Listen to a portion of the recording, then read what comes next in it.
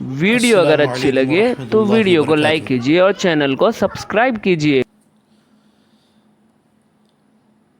نحمد ونصلی علی رسولہ الکریم، اما بعد، فاعوذ باللہ من الشیطان الرجیم، بسم اللہ الرحمن الرحیم۔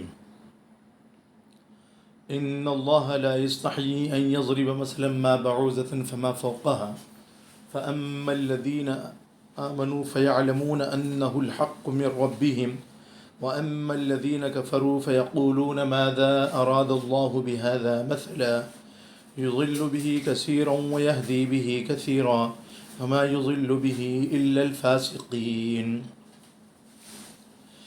الذين ينقضون عهد الله من بعد ميثاقه ويقطعون ما أمر الله به أن يوصل ويفسدون في الأرض أولئك هم الخاسرون كيف تكفرون بالله وكنتم أمواتا فأحياكم ثم يميتكم ثم يحييكم ثم إليه ترجعون صدق اللہ المولانا العظیم۔ آیات کا ترجمہ یہ ہے، پہلے لفظی ترجمہ بتایا جا رہا ہے۔ ان اللہ، بے شک اللہ تعالی، لا یستحیی، نہیں شرماتا، ان یضرب، کہ کوئی بیان کرے یا کوئی مثال دے، ما بعوضۃ، جو مچھر ہو، فما فوقہا، خواہ جو اس سے اوپر ہو، فاما الذین، سو جو لوگ، آمنوا، ایمان لائے، فیعلمون، وہ جانتے ہیں، انہ الحق من ربہم، کہ وہ حق ہے ان کے رب کی جانب سے، واما الذین کفروا، اور جن لوگوں نے کفر کیا، فیقولون، تو پس وہ کہتے ہیں، ماذا اراد اللہ بہذا مثلا، اللہ نے اس مثال سے کیا ارادہ کیا ہے، یضل بہ کثیرا، گمراہ کرتا ہے اس سے بہت سے لوگوں کو، ویہدی بہ کثیرا، اور ہدایت دیتا ہے اس سے بہت سے لوگوں کو،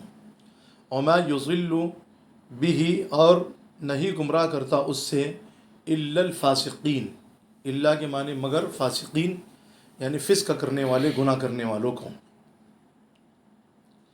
اب اس آیت کریمہ کا اصطلاحی ترجمہ یہ ہے، اللہ تعالیٰ اس بات سے عار نہیں کرتا کہ مچھر یا اس سے بڑھ کر کسی چیز، مثلا مکھی، مکڑی وغیرہ کی مثال بیان فرمائے۔ جو مومن ہیں وہ یقین کرتے ہیں کہ وہ ان کے پروردگار کی طرف سے سچ ہے، اور جو کافر ہیں وہ کہتے ہیں کہ اس مثال سے اللہ تعالیٰ کی مراد کیا ہے۔ اس سے اللہ رب العزت بہتوں کو، یعنی بہت سارے لوگوں کو گمراہ کرتا ہے، اور بہت سے لوگوں کو ہدایت بخشتا ہے، اور گمراہ بھی کرتا تو نافرمانوں ہی کو کرتا ہے۔ اور دوسری آیت کریمہ کا لفظی ترجمہ یہ ہے، الذین، جو لوگ، ینقضون، توڑتے ہیں، عہد اللہ، اللہ کے وعدے کو، من بعدہ، اس کے بعد، میثاقہ، پختہ کرنے سے، وَيَقْطَعُونَ، اور کاٹتے ہیں، ما امر اللہ، جس چیز کا اللہ رب العزت نے حکم دیا ہے، ان یوصل، کہ اس کو جوڑے رکھیں، وَيُفْسِدُونَ فِي الْأَرْضِ، اور فساد کرتے ہیں زمین میں، اولئک هم الخاسرون، یہی لوگ نقصان اٹھانے والے ہیں۔ کیف تکفرون، کس طرح تم کفر کرتے ہو، باللہ، اللہ کے ساتھ، وکنتم، اور تم، امواتا، مردہ تھے، فاحیاکم، پس اس نے تم کو زندہ کیا، ثم یمیتکم، پھر وہ تمہیں مارے گا، ثم یحییکم، پھر تمہیں زندہ کرے گا، ثم الیہ، پھر اسی کی طرف، ترجعون، تم لوٹائے جاؤ گے۔ یہ تین آیت کریمہ کا لفظی ترجمہ اور اصطلاحی ترجمہ اب حضرات کے سامنے پیش کیا گیا۔ دیکھو، پہلی جو آیت کریمہ ہے، ان اللہ لا یستحیی، بلا شبہ اللہ رب العزت نہیں شرماتا۔ اللہ رب العزت کی طرف شرمانے کا لفظ استعمال کرنا، یہ کیسا ہے؟ یعنی جب شرم کی بات آتی ہے کہ بھئی ایک آدمی شرماتا ہے، تو ظاہر سی بات ہے کہ نہ شرمانا بھی اس کے اندر موجود ہوگا. بے شرم تو اسی وقت میں آتی ہے کہ جب اس کے یعنی ضد والی صفت بھی اس کے اندر موجود ہو. جب ضد والی صفت اس کے اندر موجود نہ ہو تو پھر اس کو شرم کیسی آئے گی؟ تو اب اس سے جو ہے یہ بات سمجھنا ضروری ہے کہ یہاں پر لا یستحیی نہیں شرماتا، اس سے مراد کیا ہے؟ اس سے مراد یہ ہے کہ اللہ رب العزت کو عار نہیں آتی. اللہ رب العزت جو ہے نا یعنی مثال دینے سے پیچھے نہیں ہٹتے، یہ مطلب ہے. اس کا مطلب یہ نہیں کہ بھائی اللہ تعالیٰ کے شرم ہے، اللہ تعالیٰ کے اندر شرم ہے یا بے شرمی ہے. ان تمام چیزوں کو جو ہے اپنے ذہن کے اندر سے نکال دیں. اور حیا کے لفظی معنی تو جو ہے شرم کے آتے ہیں، لیکن اصطلاحی معنی کیا ہے؟ انقباض النفس عن القبائح و ترکہ. امام راغب رحمۃ اللہ علیہ نے مفردات القرآن میں اس چیز کو بیان فرمایا ہے کہ نفس کا منقبض ہو کر برائیوں کو ترک کر دینا. یعنی ایک انسان کا نفس ہے، وہ برائیوں سے سکڑ گیا ہے، اب برائی اس کے اندر داخل نہیں ہوتی، اب وہ برائیوں سے جو ہے نا پیچھے ہٹتا چلا جاتا ہے، پھر اس کو چھوڑ دیتا ہے. اس کا نام ہے انقباض النفس عن القبائح و ترکہ. تو اللہ رب العزت نے بیان فرمایا کہ بلا شبہ اللہ رب العزت نہیں شرماتا، یعنی عار محسوس نہیں کرتا. مثال دینے کے لیے خواہ وہ مچھر کی مثال ہو یا اس سے اوپر کی مثال ہو. جیسا کہ جو ہے تفسیر ابن کثیر میں لکھا ہے، حضرت عبداللہ ابن مسعود رضی اللہ تعالی عنہ اور حضرت عبداللہ ابن عباس رضی اللہ تعالی عنہ اور چند صحابہ کرام رضی اللہ تعالی عنہم یہ بیان فرماتے ہیں کہ جب اللہ رب العزت نے منافقوں کے بارے میں 3 آیات نازل فرمائی اور ان تینوں آیتوں میں اللہ رب العزت نے 2 مثالیں بیان فرمائی. ایک مثال تو یہ تھی مثلہم کمثل الذی استوقد نارا. منافقوں کی مثال ایسی ہے جیسے کسی شخص نے آگ کو روشن کیا. آگ کو جب روشن کر دیا تو اس آگ نے اپنے اطراف کی چیزوں کو فلما اضاءت ما حولہ تو اپنے اطراف کی چیزوں کو روشن کر دیا.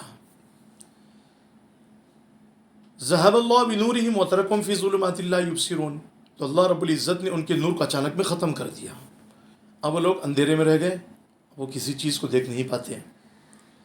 اور دوسری مثال ہے او کصیب من السماء، اور ان کی مثال جو ہے آسمان سے بارش نازل ہونے کی جیسی ہے. جیسے کہ جب آسمان سے بارش نازل ہوتی ہے تو اس وقت میں فیہ ظلمات و رعد و برق، کہ ان میں اندھیرے ہوتے ہیں اور ساتھ میں بجلی بھی ہوتی ہے اور اسی طریقے سے گرج بھی ہوتی ہے.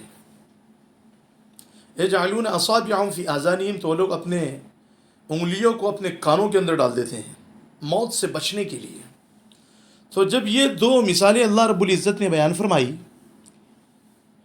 تو منافقین یہ کہنے لگے یا کفار مکہ یہ کہنے لگے کہ اللہ رب العزت ایسی مثالیں ہرگز بیان نہیں کر سکتا. تو اس وقت میں اللہ رب العزت نے یہ آیت کریمہ نازل فرمائی، ان اللہ لا یستحیی ان یضرب مثلا ما بعوضۃ. بلا شبہ اللہ رب العزت نہیں شرماتا مچھر کی مثال دینے سے، یا اس سے بھی بڑی مثال ہو اس سے نہیں شرماتا. اور دوسرا شان نزول اس آیت کریمہ کے بارے میں یہ لکھا ہے، تفسیر ابن کثیر ہی میں ہے. حضرت قتادہ رحمۃ اللہ علیہ جو مفسرین میں سے مفسر ہیں، وہ بیان فرماتے ہیں کہ جب اللہ رب العزت نے قرآن کریم میں مکھی کی اور اسی طریقے سے مکڑی کی مثال بیان فرمائی تو منافقین یا مشرکین کہنے لگے کہ اللہ رب العزت نے ایسی عظیم الشان کتاب میں مکھی کی اور مکڑی کی مثال کیوں بیان فرمائی؟ تو اس وقت میں اللہ رب العزت نے یہ آیت کریمہ نازل فرمائی، ان اللہ لا یستحیی ان یضرب مثلا ما بعوضۃ فما فوقها. حضرت امام سدی رحمۃ اللہ علیہ بیان فرماتے ہیں کہ یہ خود ایک مستقل دنیا کی مثال اللہ نے بیان فرمائی ہے. دیکھو مچھر جب بھوکا رہتا ہے تو زندہ رہتا ہے، اور جب خون چوس لیتا ہے، جب پیٹ اس کا بھر جاتا ہے تو وہ مر جاتا ہے. حیات الحیوان میں لکھا ہے کہ مچھر کی جو سون ہوتی ہے نا، جو پائپ لائن ہوتی ہے، وہ ڈائریکٹ اس کے پیٹ میں جاتی ہے، ڈائریکٹ اس کے، اور ہاتھی کی سون جو ڈائریکٹ اس کے پیٹ میں نہیں پہنچتی ہے. تو مچھر کی جو طاقت ہوتی ہے نا، زہریلی طاقت، وہ ہاتھی سے زیادہ ہوتی ہے. تو مچھر کی جو نلکی ہوتی ہے وہ ڈائریکٹ اندر پہنچتی ہے. جب اس کا پیٹ بھر جاتا ہے تو پیٹ بھرنے کے بعد میں جو ہے نا پھر اس کا اڑنا بھی جو ہے نا بڑا مشکل ہو جاتا ہے، اب وہ مر جاتا ہے.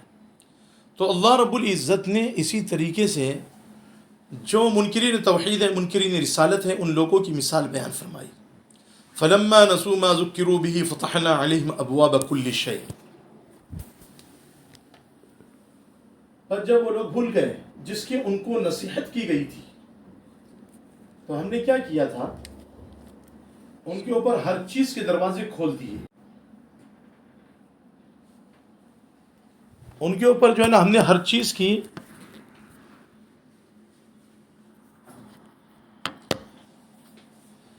ان کے اوپر ہم نے ہر چیز کے دروازے کھول دیے. فتحنا علیہم ابواب کل شیء حتی اذا فرحوا بما اوتوا اخذناهم بغتة فاذا هم مبلسون. یہاں تک کہ جب وہ لوگ خوش ہو گئے ان چیزوں کی وجہ سے جو نعمتیں ہم نے ان کو دی تھی، اور اترانے لگے. خوش ہونے سے مراد یہاں پر ہے کہ اترانے لگے، گھمنڈ کرنے لگے کہ اب تو ہم جو ہے نا بہت بڑے طاقتور ہو گئے، جسمانی اعتبار سے بھی، مالی اعتبار سے بھی، دوست و احباب کے اعتبار سے بھی، اولاد کے اعتبار سے بھی. تو اللہ رب العزت نے بیان فرمایا اخذناہم بغتۃ فاذا ھم مبلسون، تو ہم نے ان کو اچانک پہ پکڑ لیا. تو اللہ رب العزت نے اس آیت کریمہ سے خود مستقل ایک دنیا کی مثال بیان فرمائی ہے. حضرت امام سدی رحمۃ اللہ علیہ بیان فرماتے ہیں، یا امام ربیع رحمۃ اللہ علیہ بیان فرماتے ہیں.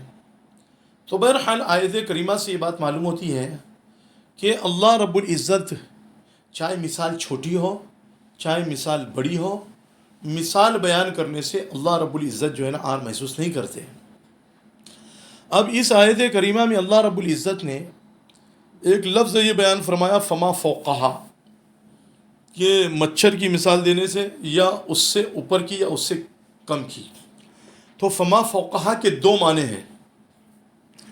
ایک معنی تو یہ ہے کہ بھائی فما فوقہا کے کہ کم کرنے کے یا اس سے کم کے.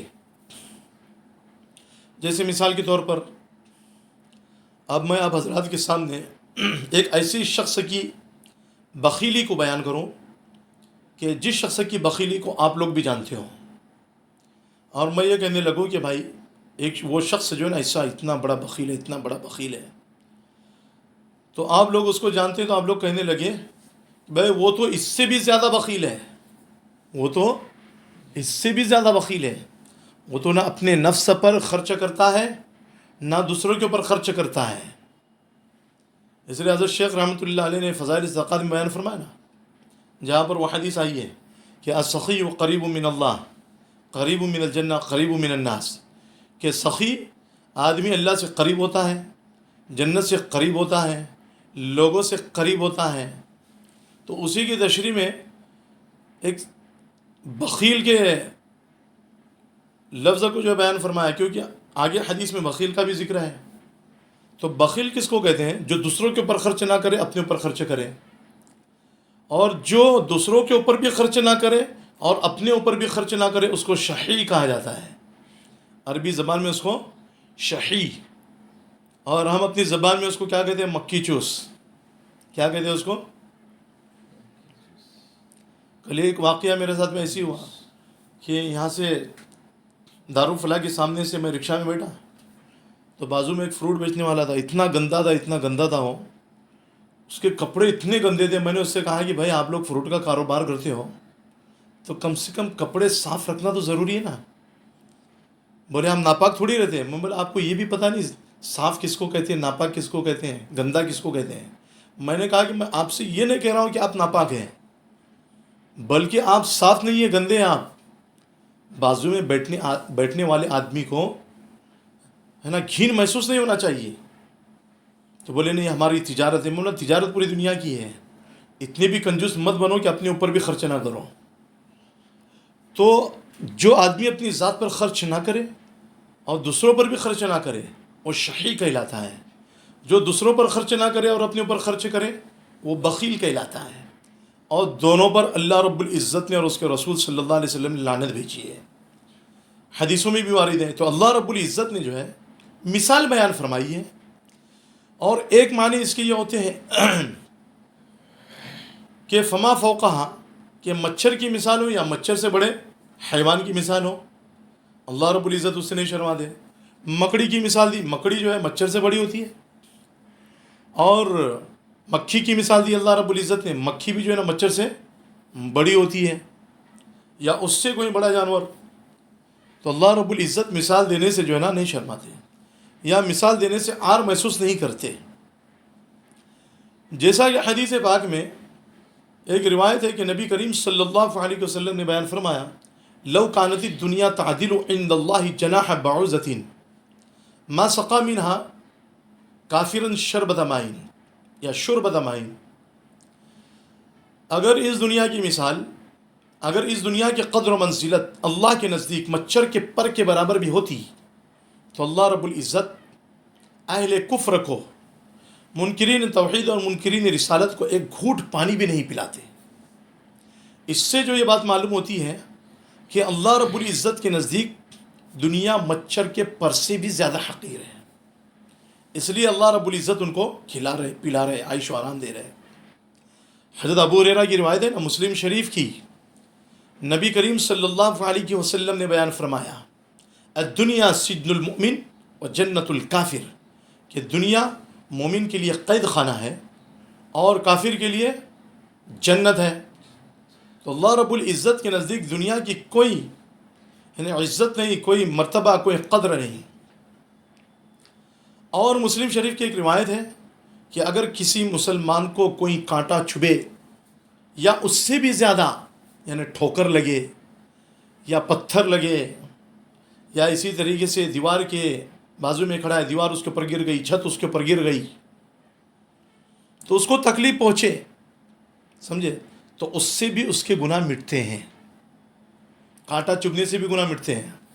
اور وہ کون سے گناہ مٹتے ہیں؟ جو ہلکے ہلکے اور خفیف گناہ ہوتے ہیں، اور جو کبیرہ گناہ ہوتے ہیں جیسے معصیہ ہے اور اسی طریقے سے کبائر گناہ وغیرہ ہیں، تو ان کے لیے توبہ اور استغفار کرنا ضروری ہے، جن کا ذکر اللہ رب العزت نے 28ویں پارے کے سورہ تحریم میں آخر میں بیان فرمایا، یا ایھا الذین آمنوا توبوا الی اللہ توبۃ نصوحا.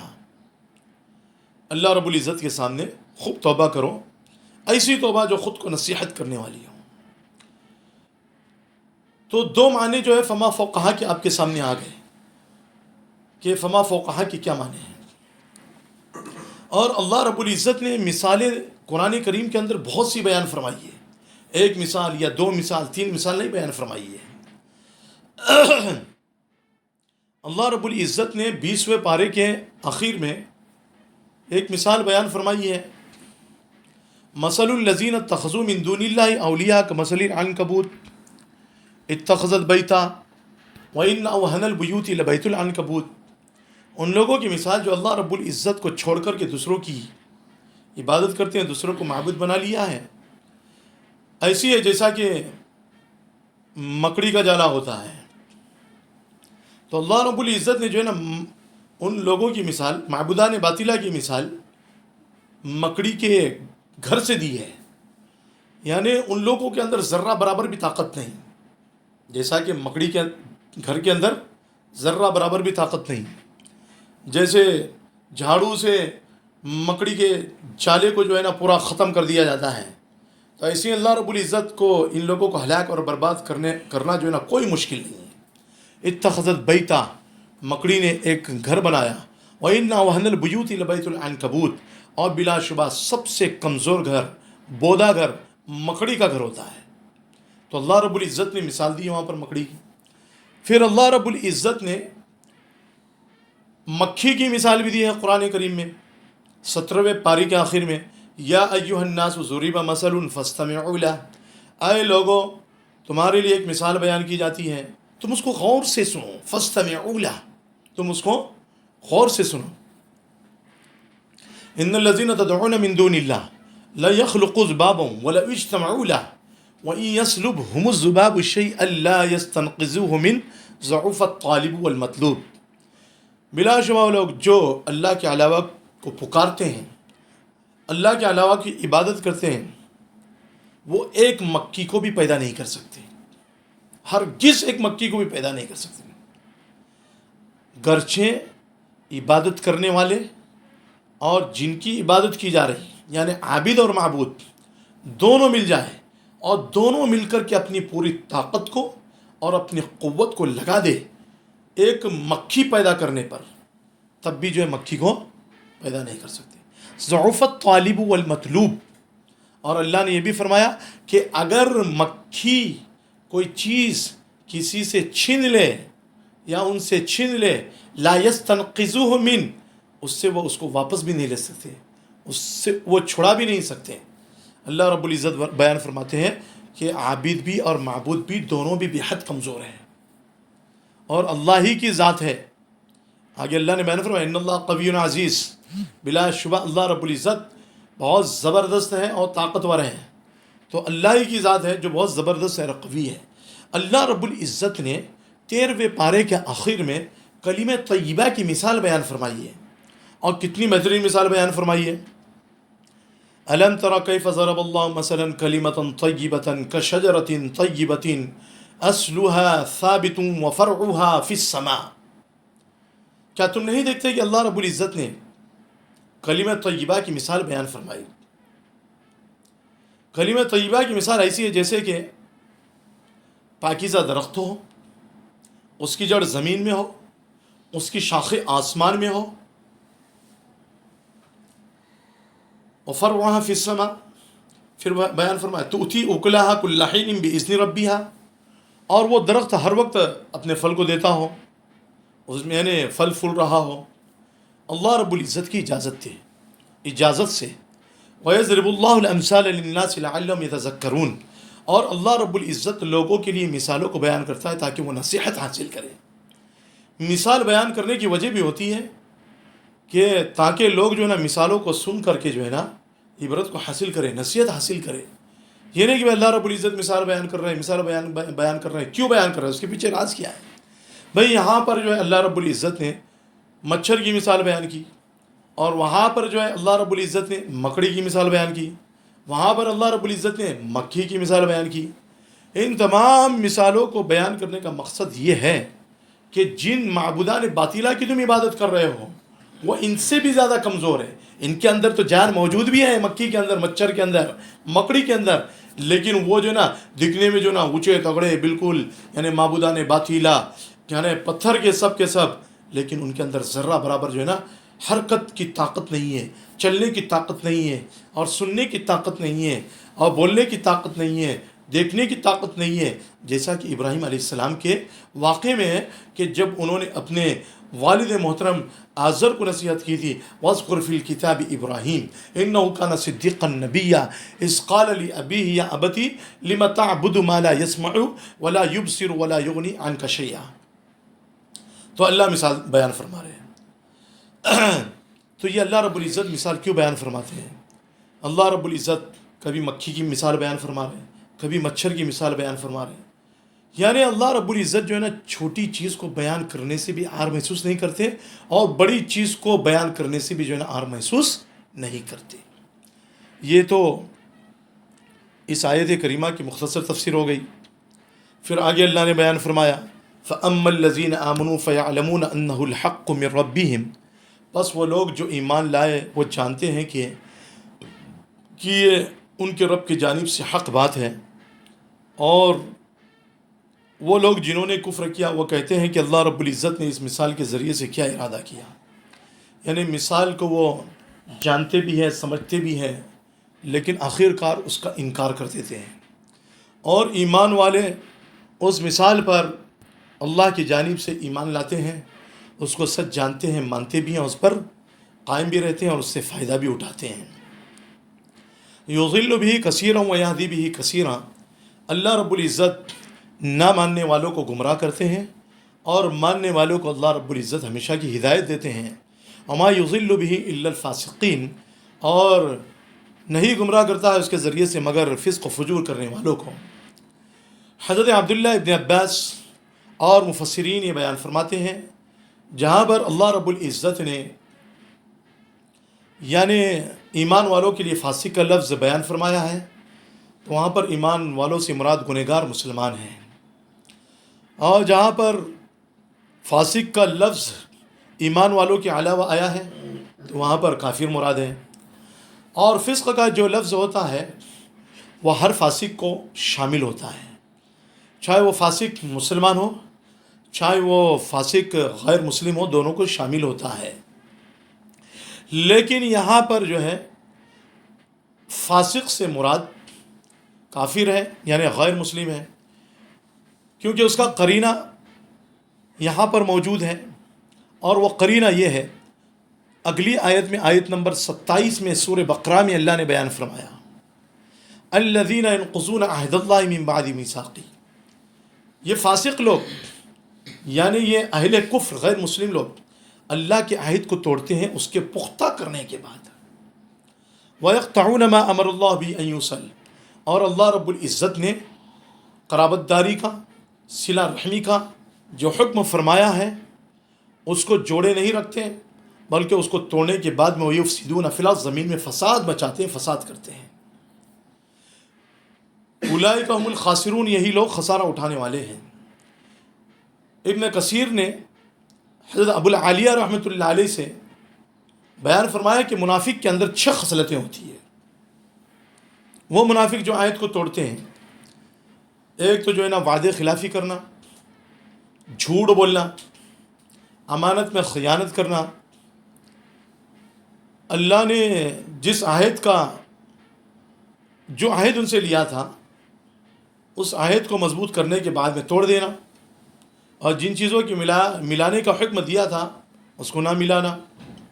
وَيُفْسِدُونَ فِي الْأَرْضِ، اور زمین میں فساد پھیلانا. جب یہ منافقین لوگ دوسروں پر غالب ہوتے ہیں تو یہ تمام چیزیں کرنے لگتے ہیں، یعنی جھوٹ بھی بولتے ہیں، وعدے خلافی بھی کرتے ہیں، امانت میں خیانت بھی کرتے ہیں، اور ساتھ میں اللہ کے عہد کو بھی توڑتے ہیں. یا مسلمانوں کے ساتھ میں جو معاہدہ ہوتا ہے، آج بھی ہم دیکھ رہے ہیں کہ جو معاہدہ ان کا ہوتا ہے یا وعدہ جو ہوتا ہے تو اس وعدے کو جو نا وہ توڑ دیتے ہیں. اور جو صلہ رحمی کا حکم ہے، تعلقات کو برقرار رکھنے کا، اس کو بھی ملا کر کے نہیں رکھتے ہیں، اور ساتھ میں زمین میں فساد مچاتے ہیں. وَيُفْسِدُونَ فِي الْأَرْضِ.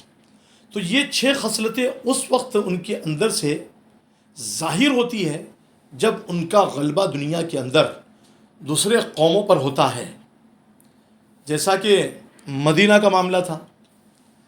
اور پھر اس کے بعد میں ابو العالیہ رحمۃ اللہ علیہ بیان فرماتے ہیں کہ جب وہ لوگ مغلوب ہو جاتے ہیں تو پہلی 3 چیزوں کو چھوڑ کر کے بعد کی 3 چیزیں کرنے لگتے ہیں. پہلی 3 چیزوں کو چھوڑ کر یعنی وعدے خلافی نہیں کرتے، جھوٹ نہیں بولتے، امانت میں خیانت نہیں کرتے، بعد کی 3 چیزیں کرتے ہیں، معاہدوں کو توڑ دیتے ہیں، اور لوگوں کے ساتھ میں اچھا برتاؤ نہیں کرتے، اور زمین میں فساد کرتے ہیں. چپکے چپکے فساد کرنا، اندرونی طور پر فساد کرنا، یہ ان کی عادت ہوتی ہے، خصلت ہوتی ہے. اور تفسیر ابن کثیر میں یہ بھی لکھا ہے کہ اللہ رب العزت نے بنی اسرائیل سے یہ عہد لیا تھا کہ دیکھو حضرت موسیٰ علیہ السلام کے بعد میں یا عیسیٰ علیہ السلام کے بعد میں جو ہے ایک نبی آنے والے ہیں جو عرب میں ہوں گے، حضرت محمد صلی اللہ علیہ وسلم، تو تم ان پر ایمان لانا. تورات میں آپ کا نام جو ہے نا حمد تھا یا فارق علی تھا، تم ان پر ایمان لانا، ایک اللہ کو ماننا، ان کی رسالت کو تسلیم کرنا، قرآن کریم پر ایمان لانا. لیکن جب وہ آ گئے تو آنے کے بعد میں انہوں نے آیت کو توڑ دیا. تو بہرحال جو بھی آیت کو توڑنے والا ہے اور قطع رحمی کرنے والا ہے اور فساد کرنے والا ہے، وہ سب کے سب اس آیت کریمہ کی مصداق میں شامل ہیں۔ پھر آگے اللہ رب العزت نے جو ہے نا ایک آیت کریمہ بیان فرمائی، آیت نمبر 28۔ اس کی بھی تفسیر جو ہے نا تھوڑی وسیع ہے، لمبی ہے، تو انشاءاللہ اگلی مرتبہ اگلے جمعہ میں اب حضرات کے سامنے اس کو بیان کیا جائے گا۔ اللہ رب العزت سے دعا ہے کہ اللہ رب العزت ہم لوگوں کو کہنے اور سننے زیادہ عمل کی توفیق نصیب فرمائے۔